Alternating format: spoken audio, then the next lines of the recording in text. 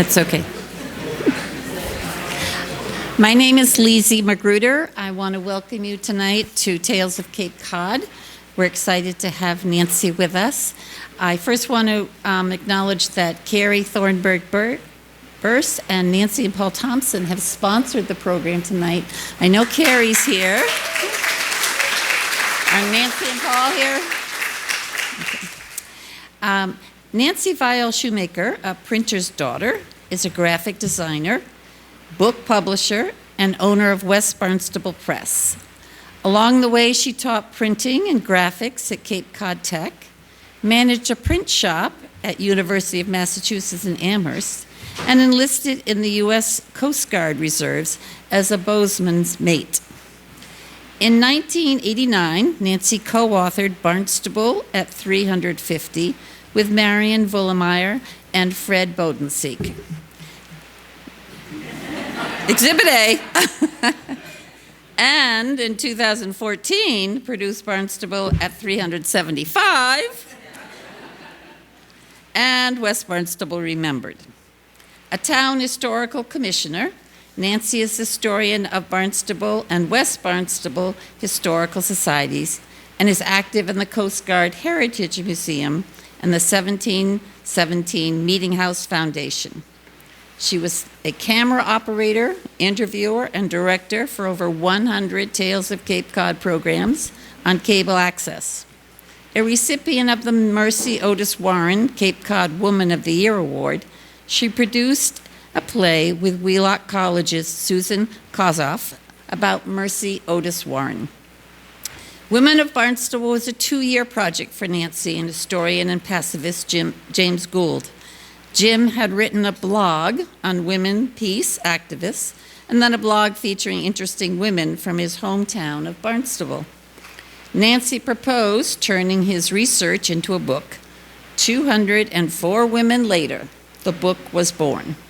Copies are for sale after the presentation for $15 a piece, so please look those over. And it's our pleasure now to introduce Nancy.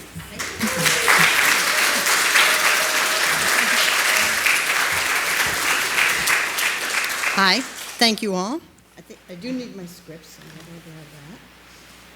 Yeah, Marion Vullemeyer, who I brought these 2 books when I was going to talk about her, but she was my history mom in many ways. She taught me how much fun history is. But a person I want to talk about first, I hope you don't mind, is a man, and it's James Gould. I knew Jim for about 30 years, and he got me to be on the Historical Commission. I think I forgive him, but I'm still on it. He was an educator, historian, author, and he was a pacifist. That was maybe the defining feature in his life. He graduated from University of Pennsylvania in 1944, and then as the war was winding down, he had a 2-year stint with the National Guard. He experienced and helped with the liberation of prisoners from some of Hitler's concentration camps. I'm sure he saw quite something, which probably made him more of a pacifist than ever. He worked for the U.S. Foreign Service and was the Peace Corps director in Malaysia. Vietnam War came along and he became an activist and was a draft counselor, helped conscientious objectors going through the certification process. Jim was a Quaker. He got an award in 2017, the Peace Abbey's International Courage of Conscience Award, which he shared with Mother Teresa, the Dalai Lama, Rosa Parks, Nelson Mandela. So he was accomplished and sincere. When he started doing a website of Women in Peace, he was impressed with how many of them came from here. And that kind of segued him into doing another piece of Barnstable Women. And then I came to him and said, hey, let's add more to this and make a book. And, so we did that. It was about a 2-year process. Unfortunately, he left us mid-April of last year, and the book came out about 3 weeks later. But I was just saying to his son, who's here, what a beautiful gift I felt, because we worked on something right till the very end. And he was happy to do that. So he just an exceptional man. So just want to make sure people know this is Jim Gould's work, absolutely, as much as mine. So we have women who are half the population of every town, pretty much. And yet, in the 1643 census for the town of Barnstable, only 45 residents were listed, and they were all men. Women have not historically been in the printed word, have not been added to history books as much as they probably should. And that's changing. But we wanted to kind of make our own little donation to that. I'm, as was said, I'm a printer, and I'm a big encourager of writing and appreciator of the written word, because nowadays when we write wonderful emails to people and we write our thoughts down but on our computer, that could all be lost so easily. So please remember to print them out. And also remember to write. Just even writing about something that happened yesterday, you read it 5 years later and you're going to find it interesting. Maybe. So we begin, and we can go to our first. Oh, there's Jim. I didn't tell you to go to the next. Thank you. You're reading my mind. So this lady, there are 8 graves in the town of Barnstable that are from the 1600s, by far more than any other town. Sandwich is the next one down. They have 3. So this is in Lothrop Hill Cemetery, just down the road. And this is Hope Chipman. She's the first of the. And we decided to make the women. To describe them going from their birth date up, because the towns, the world was changing, and I think we need that context of the culture was changing more than anything probably. So we decided to work with their birth dates and move our way up.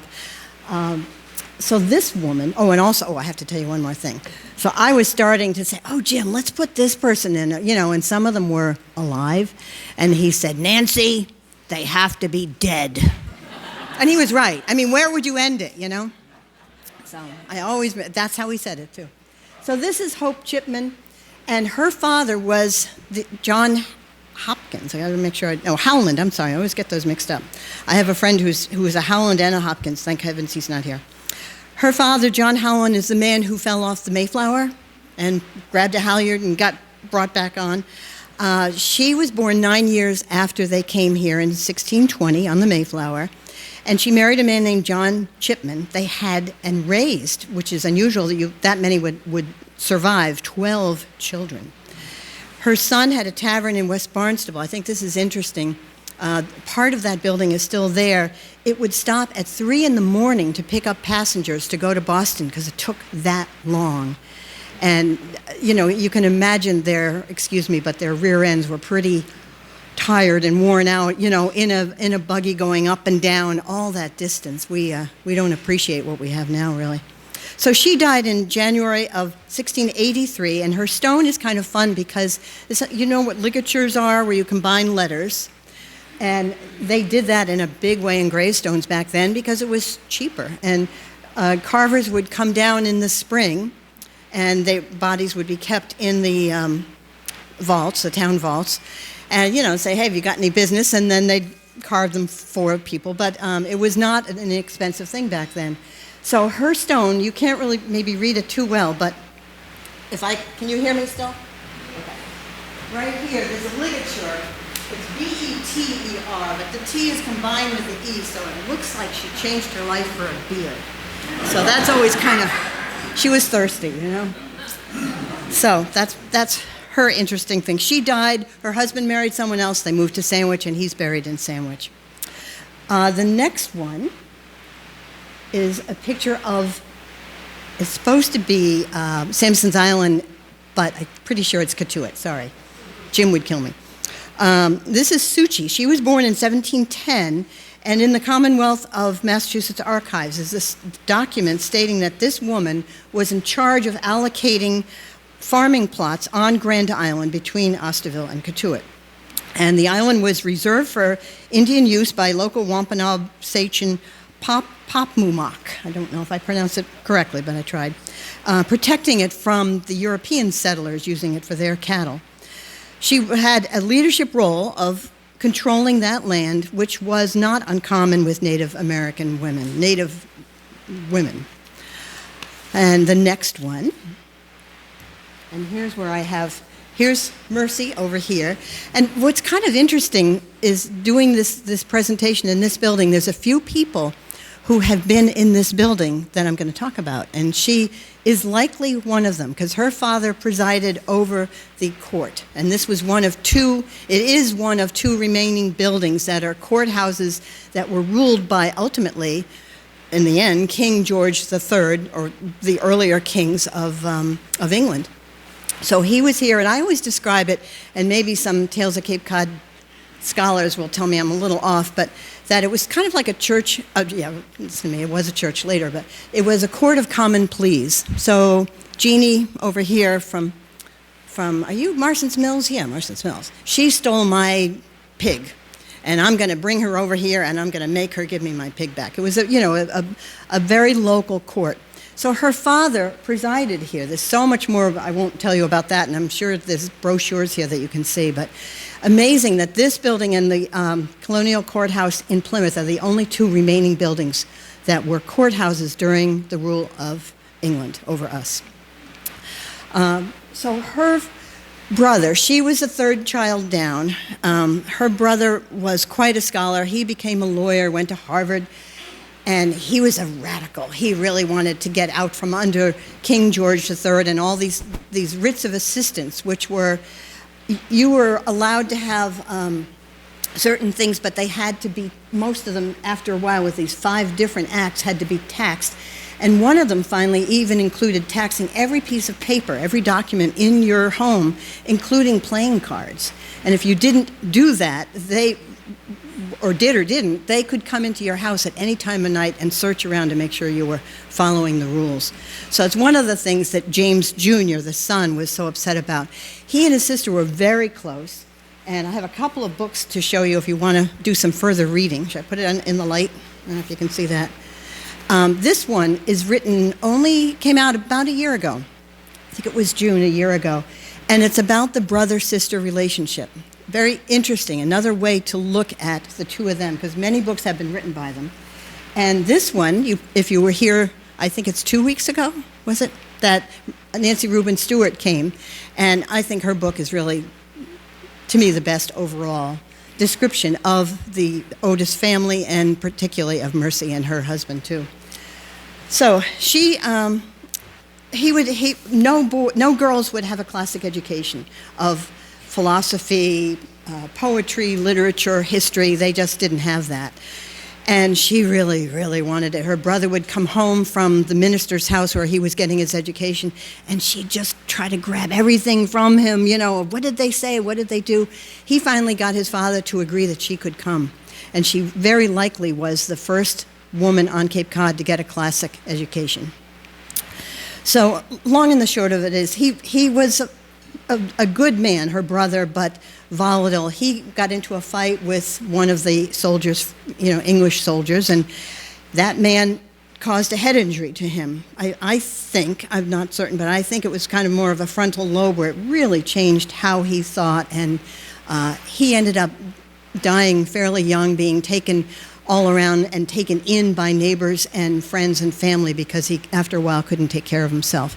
In fact, an interesting thing is he always said he was going to die by lightning, and he sure as heck did. He was standing in a door of a friend's house, staying there as he had been, and boom, got kitchen door. He was standing with the door open, and he got hit by lightning. But anyway, we're not here to talk about men, sorry.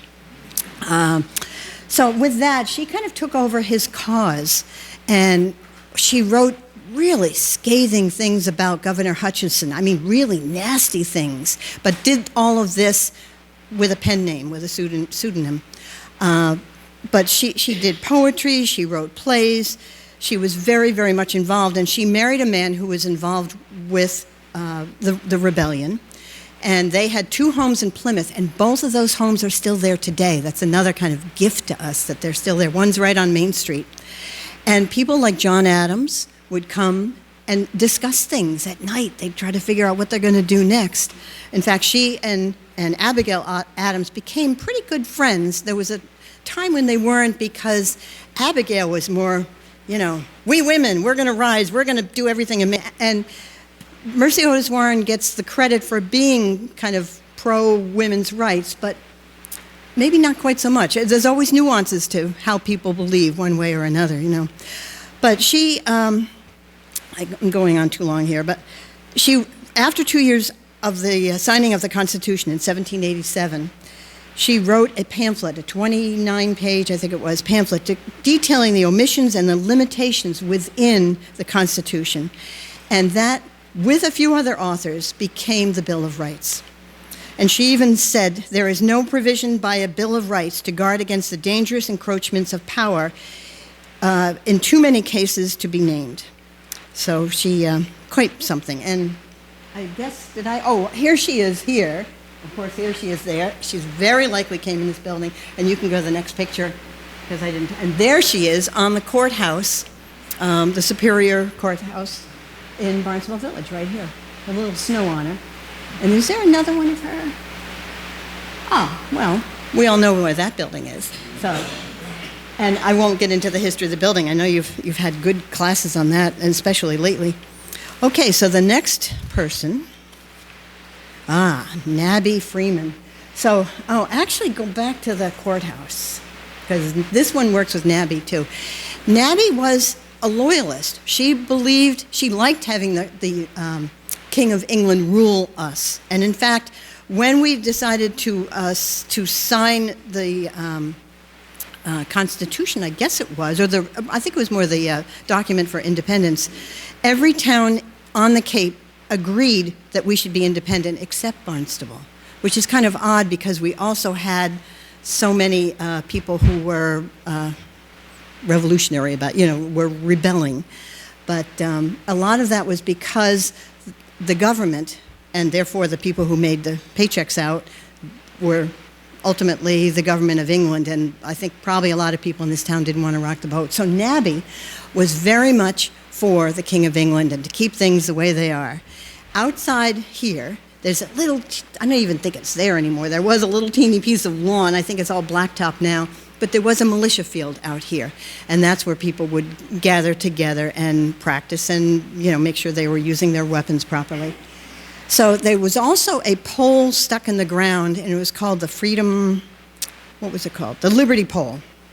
And there was also stocks and a whipping post there to show that was sort of the symbols of this corrupt and mean king. So she walked by from her house, and I think her house was just west of, I'm not sure, I think it was just west of Sturgis Library, but it was just behind us. And she had a little business in her house, which was common, and they wanted her to not sell tea, British tea. She refused to do that, and to them that was a sign of, really, really fighting against what everybody else was fighting for. So one night, these people on our side, the rebels, came into her house. I've read some places she was in bed. It was somewhat in the middle of the night, and they pulled her out of bed and tarred and feathered her and tied her to it. They describe it almost like a split rail fence piece, and dragged her down the road and back.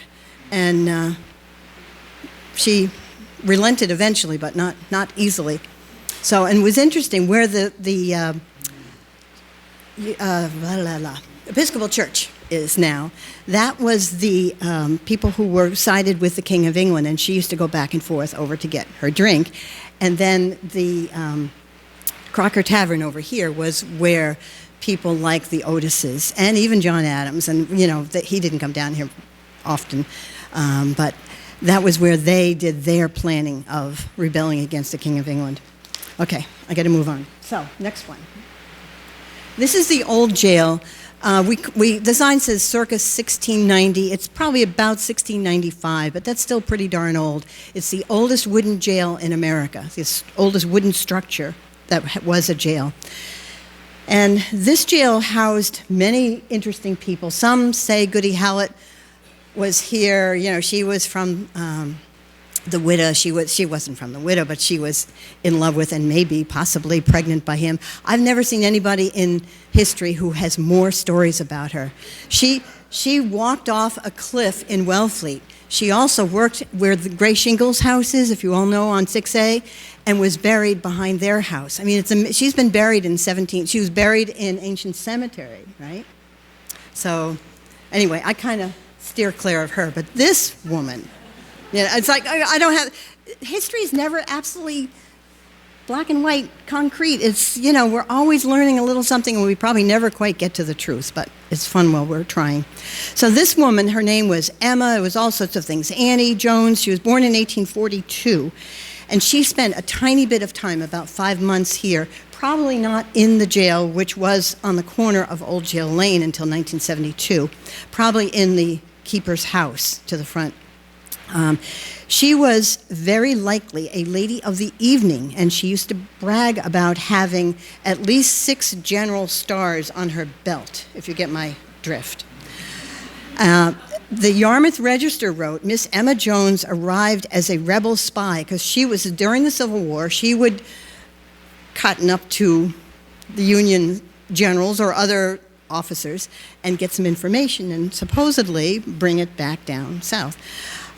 She is quite, this is from the Yarmouth Register, she is quite prepossessing in appearance, and it is but justice to her to state that she denies the character attributed to her. Well, somehow she got the congressman and former mayor of New York City to take her case and appeal it to President Lincoln, and he pardoned her. So she walked out of here like 5 months later. She does have a quote. She admitted, "I have led a very roving, if not questionable, life." So that's her. And that 2 years after she was released, there's no record of her, none. Okay, next one. Bone Hill Road. Do you all know Bone Hill Road? Did you always wonder what it's named for or why it's named that? Okay, here we go. So Annie Swift was the wife of Gustavus Franklin Swift Sr. of hot dog fame. And I tried to bring a few things, and I thought, I should have brought a frozen package of hot dogs, but I didn't get to it. She and her husband opened a slaughterhouse and butcher shop in Comaquid, which is now called Bone Hill Road, and it's called that because of the business they had. There was a big pile of bones from their occupation. What's kind of interesting, and I think the next picture shows it, that's the weather vane. The building burned down eventually, but the weather vane was saved, and that's over at Barnstable Historical Society, kind of across the street and over. So it's kind of neat that we have something. She had 3 of her 11 children there, and then they eventually moved out to the Midwest. But her daughter, Helen Swift, wrote of her in 1937, "Very few people realized how greatly my mother contributed to my father's success." Okay, the next one is a teeny-weeny picture, and we're joking. She's teeny because she was a strong woman, so she didn't need a big picture. This is Anna Howard Shaw. She was a medical doctor, a Methodist minister, and a national leader of women's suffrage. She was a school teacher at 15. She came to the Cape in 1876 as a substitute minister, and eventually she went on to continue with that, but she bought a house on Weyano Beach in Osterville, and that was on Seaview Ave. And the biggest thing for me that's sort of fun, interesting, is everyone was scandalized because all her girlfriends came. She was a lesbian. She had her partner, lifelong partner, was Lucy Anthony, who was a niece of Susan B. Anthony. And when the women all came there for a weekend of, enjoying and relaxing, they would swim in these men's bathing suits, and everyone was aghast. I mean, a men's bathing suit went from here to here to here. Nowadays, we're a little different, aren't we? But that, interesting too, she died, and I don't know how exactly, passed away, so I think it was by natural causes, I'm not sure, while campaigning for the League of Nations with her Cotuit neighbor, Harvard President A. Lawrence Lowell. And also former President Taft was with them. Okay, next one. And this is Amy Beach. Amy Beach was a composer and a pianist. She began summering in Centerville. A lot of these people would come here for the summers. She became a professional and had her debut in Boston in 1883. She was born in 1867, so she was, okay, help me. Wow, she was young, less than 20 years old. She appeared as a soloist with the Boston Symphony Orchestra, and then she married a surgeon who was 24 years older than her, and he said, no more. You're going to have 2 performances a year, that's it. But then he passed away, and she was 43 at the time. She went to Germany and revived her career and had over 300 compositions. I've written to Young Ho Pak, emailed him, and he said he might want to do something of Cape Cod women composers next year, maybe in February, you know. So if you see him or know him, push it. If you want to see hear any of her pieces, the Shaylin Liu Performing Arts Center up in Rockport, boy, if you haven't been there, it's the most incredible building. I think it holds like 325 people. The back of the stage, like this, is all glass overlooking the water. I've been to maybe a dozen concerts there. It's classical, you name it. I was going to say rock, not quite probably rock, but jazz and so on. If you go onto their website and look for Amy Beach there, her music is really beautiful, and she wrote much of it down here. Okay, the next person. And that is Evelyn Batchelder. She was born in 1874. She went to the 1893 Chicago World's Fair. It wasn't called World's Fair then, but she was in love with the sculpture there. So she studied with Daniel Chester French, who you might all know of, who had a studio out in Western Mass, and was the first woman sculptor to become a member of the American Academy of Design. Her statue Victory, which is that one, won the honor of being the centerpiece for the 1904 Louisiana Exposition. A lot of her sculpture, little eagles and wreaths that were inside the Lincoln Memorial, were done by her. And now we'll go to the next. That is in New York City, and it is called Genius of Electricity. It's 24 feet high, 40 tons of bronze, and it was on the top of the AT&T building on Broadway in Manhattan.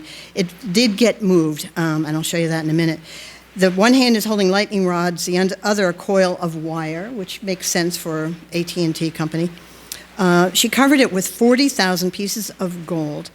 In her later years, she worked in her Osterville studio, but I'm going to hold off. No, I think the next picture is this, yes. That's probably in her Osterville studio, and that's Edison. And that eventually went, it was placed, I don't think I have it here, but I know it, I do. Naval Research Laboratory in Washington, D.C.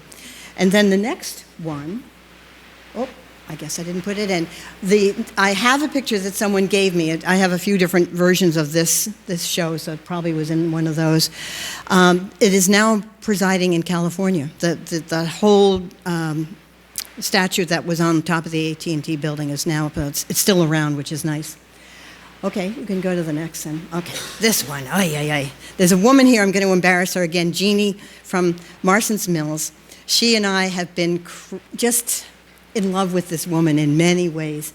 This is Elnora Pinckney Rose. She was a slave. She was brought up by her parents who were slaves in a colony off the coast of South Carolina, St. Helena Island. And it just seems like the most inhumane, almost like a farm where, I don't even want to describe it. Somehow she did get away and came up here when she was 22, and she married Louis Lima Rose. And they adopted a lot of children over the years from the South who had become orphans because of the treatment of slaves. She was, and one of them, by the way, was a man named Freddie Rivers, she adopted him in 48. And he became a Hyannis policeman and detective. And Jeannie and I have had the good fortune to have lunch with him and hear a little details about her. But now here's the juicy part and why we put it, she had enough reason to be in the book without this, but she was an incredible business person. She got acres and acres of land in Hyannis, and she got 30 acres of land in Marston's Mills. And she had a building built, a big kind of barn, which you can go to the next one, and we may go back and forth. And that's, in the front are chicken coops, but in the back is the building I'm talking about. And she loved jazz, and she had people there performing, such as Ella Fitzgerald, the Cotton Club Orchestra, and Count Basie's orchestra. It was from 1920, I didn't look up my dates, it was 1926 about till 1935. And, you know, that's during Prohibition. So this is what Jim found this little piece of information, so we can blame him. That when the police would come, the federal agents would come, she would take the bottles of liquor, or some of them, and put them under the covers with her and just act like a sweet little old lady, and she could get away with that. Just interesting story. So go back to the other picture. And just amazing, look at that. That's it. We don't have anything else. We don't have pictures of her. We're working on it. I bet there's going to be some out there somewhere. So go to the next picture again. And this is, you know where Roseland Terrace is on Route 149? And it's a loop. So you see the sign, Roseland Terrace, and then you see the sign again. In between, it's a U-shaped road. In between there was where this building was. The hurricane of 44 kind of did it in. It had been having problems anyway, and eventually that land all got developed in its houses. So there's really nothing left that we know of. Okay, next picture. That's Dorothy Worrell, and Dorothy Worrell spent a lot of time in this building, and she gets overlooked. She was a co-founder with Louis Cataldo, co-founder of Tales of Cape Cod. She was a historian, author, and journalist. She pioneered the recording of local histories of Cape Cod residents. She lived in Centerville. She graduated from Radcliffe, where she majored in government, and then became active in women's civic reform in Boston, including, this is interesting, the cleaning of streets and the welcoming and aiding of immigrants. She wrote 5 books. She was a columnist for the Barnstable Patriot in the 1950s, and eventually its editor. We have another editor, former editor of the Patriot here tonight, and just contributed to her community quietly and sincerely. Okay, next one. Dorothy Worrell, remember that name. Okay, this one is Renee, make sure I get her right, Long McQuell, M-I-Q-U-E-L-L, born 1897. She was the daughter of George Longy, and I believe that's how it's pronounced, the School of Music, and she was quite a well-known musician in her time. She studied at the Paris Conservatory, became the conservatory's director eventually, and then came back here. And she taught at Philadelphia's Curtis Institute. And she had a student, a nice young man, you probably don't know his name, but Leonard Bernstein. So she taught him. He came down in the summer, and she had turned her garage on Little River Road, or that area of Cotuit, and she had turned her garage into a soundproof studio, the Penguinage. In 1944, Bernstein came down as a student to visit his teacher in the summer, and he composed his very first symphony in that building, and it's called Jeremiah. So she then named her piano Jeremiah after the symphony, and when she died, she willed the piano and the score to Bernstein, which is interesting. Why didn't he have his own score? But maybe she had kept it, and it would never have become his first symphony to be published if she hadn't given it to him. Okay, next person. Oh, yeah, next one, I think. Okay, this is Margaret Mosley, an incredible activist and civil rights activist and peace activist. She donated a lot of her funds to Dr. Martin Luther King to support his civil rights. She wrote a book called Moving Mountains One Stone at a Time. She lived in Boston and then moved to Centerville in 1961. She was a member of a founder of the Cape Cod chapter of the NAACP, a member of the community church in Boston, the first woman president of the Unitarian Church, Barnstable's Godmothers, a philanthropic group. Just did incredible things. There was a peace education fund that was named in her honor. She was a recipient of the Martin Luther King Jr. Award. It just goes on and on. But the one thing I think I wanted to really mention with her is the reverse freedom riders. So back in 1962, when Kennedy was president, people down south were upset at some of the freedoms that people were getting. Not that it was perfect, but they had buses. They took over 100 people, no, actually about 100 people went to Cape Cod, but they went to other places too in the country. They were told that they would have food, shelter, and good jobs once this is people of color got on the bus. I think they agreed to do it. I don't think they forced them to, but they told them lies. And they gave them apparently each $5, a $5 bill. And when they came up here, they wanted to embarrass President Kennedy. So they said that he would be there to honor them and shake their hands, which never happened. So the Barnstable Patriot writes all about this. I don't know how much I should, I think I've pretty much told you all of it, but people went out of their way, like Margaret Moseley and two other women I'm going to talk about too, who came here, found out what was going on, made sure they had homes to live in. They lived actually many of them in the town, what is now our town hall. It was the Mass Maritime Academy at that time. And just a very incredible woman. Another one who's quietly did these incredible things. Okay. And there's Eugenia. Now, Eugenia had a big voice, so there's another small picture of a big woman. Born in 1911, she was a civil rights activist. She was also one of the people who came and found places for the reverse freedom riders. She was born on Brava, one of the islands of the Cape Verde Islands. And she was 9 years old before her father came over to America. She was 9 years old before she and her mother could finally come to New Bedford. And when she got here to Hyannis, she worked at Irving Peto's artificial pearl company. That could be another whole lecture. And Irving Peto's son was on the board of Tales of Cape Cod with me when I was here. I wish I'd asked him questions back then. She met Reverend Martin Luther King when he was having holidays in Mashpee, and when the Reverse Freedom Riders came, it was Ted Kennedy who sat in her kitchen to get a report to bring to his brother.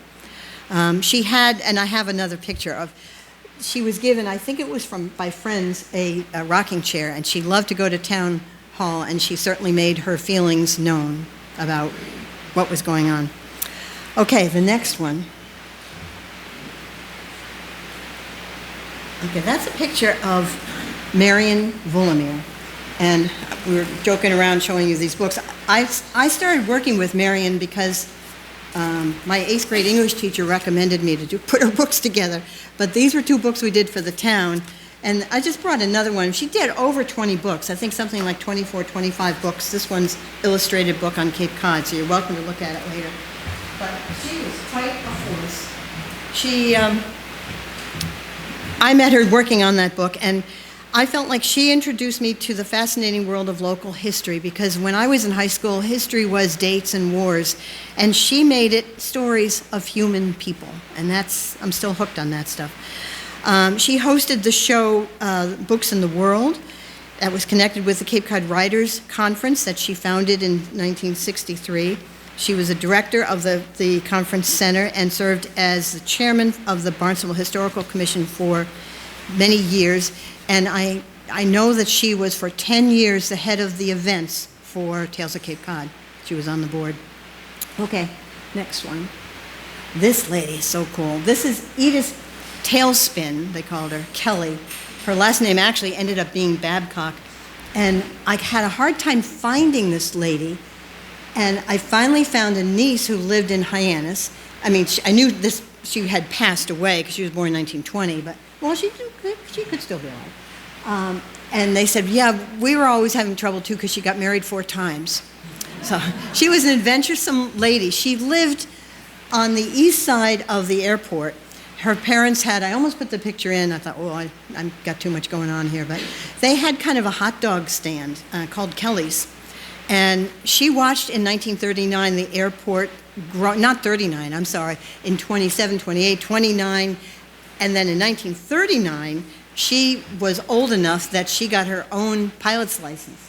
So she became a pilot. She was also a great photographer, and we have albums of hundreds of pictures of the airport and the surrounding areas in the late 20s and early 30s. Okay, next one. Oh, that's one of the pictures she took, standing up on the roof of a building. And I think that one is 1939, I'm pretty sure. Yeah, it is. No, I'm wrong, it's 38. It's the airport air show.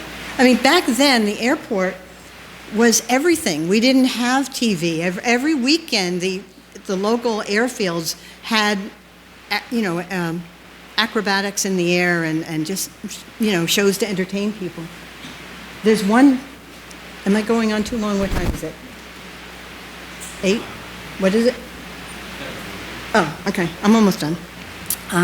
There was one time when a Navy blimp came up and they needed to come to land, and people were standing around grabbing the lines to help bring it down, and they opened the door up and sent a note down, I guess no radios, and the note said, "Send more men." And so people from all over, people in Hyannis Main Street could see the airport. It was a different world back then. The trees were not here, the buildings were not here, so they did eventually get it down. Okay, next one. This is Susan Godoy's house. It was actually Captain Rodney Baxter's house, sea captain. In the back of the book are the women who went to sea, and his wife is mentioned there.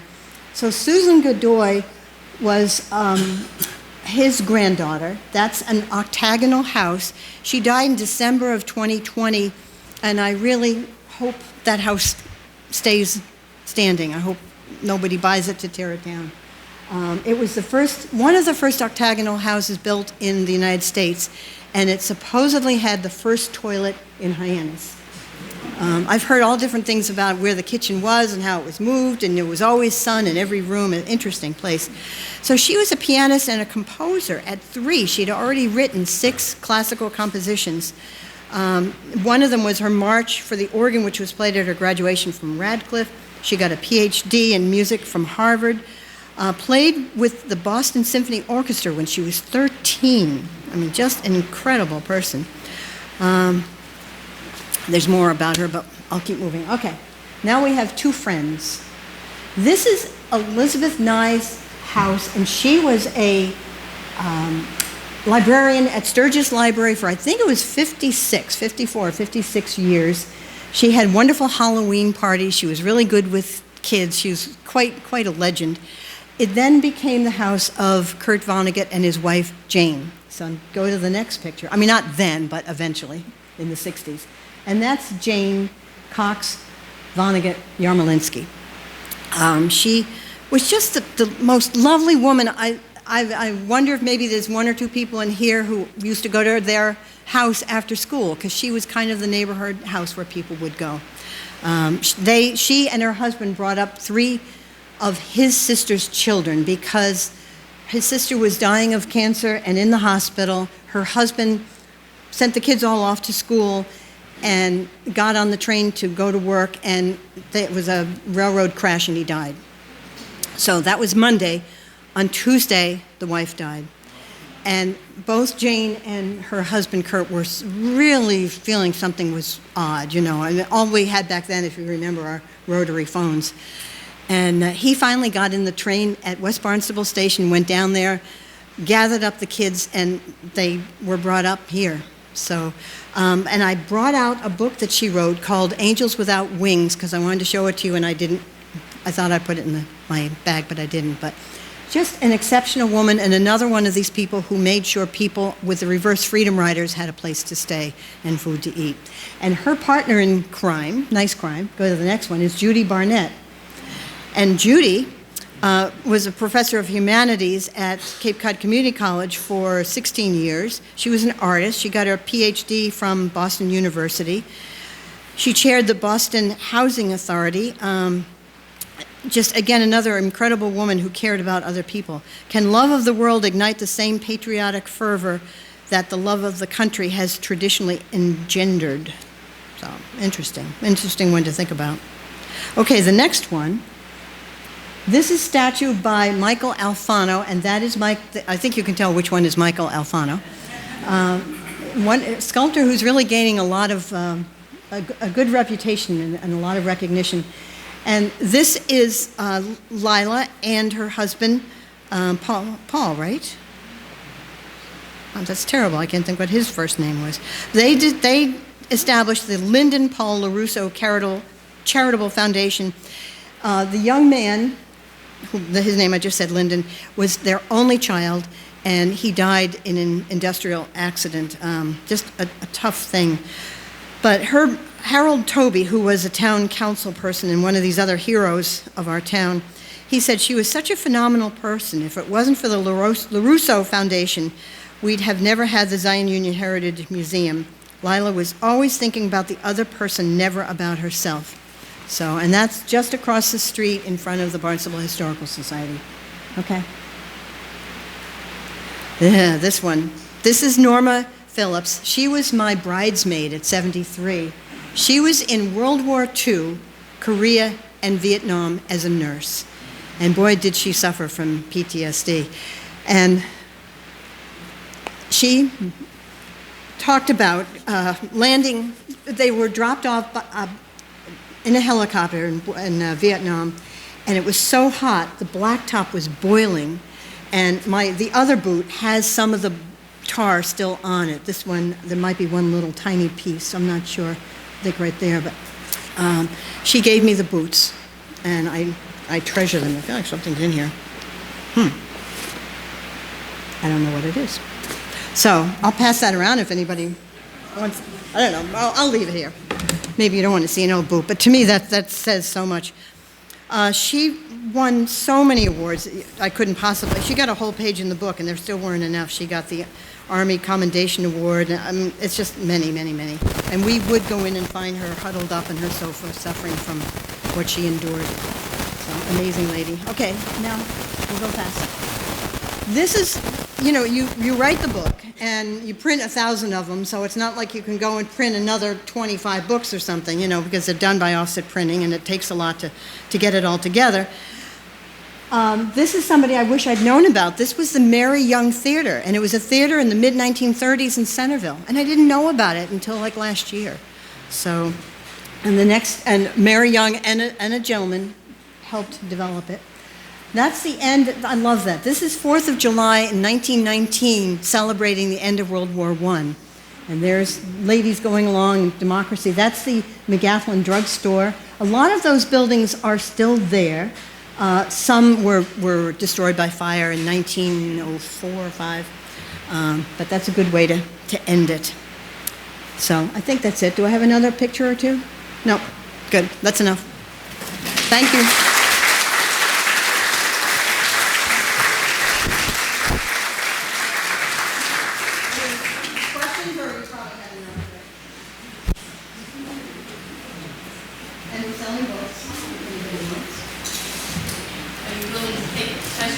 Oh, yeah, that's what I'm saying. Does anybody have questions? It seemed silent when I suggested that, so. Questions? No? No? They had enough. Thank you all. Join us for some delicious refreshments in the other room. Thank you.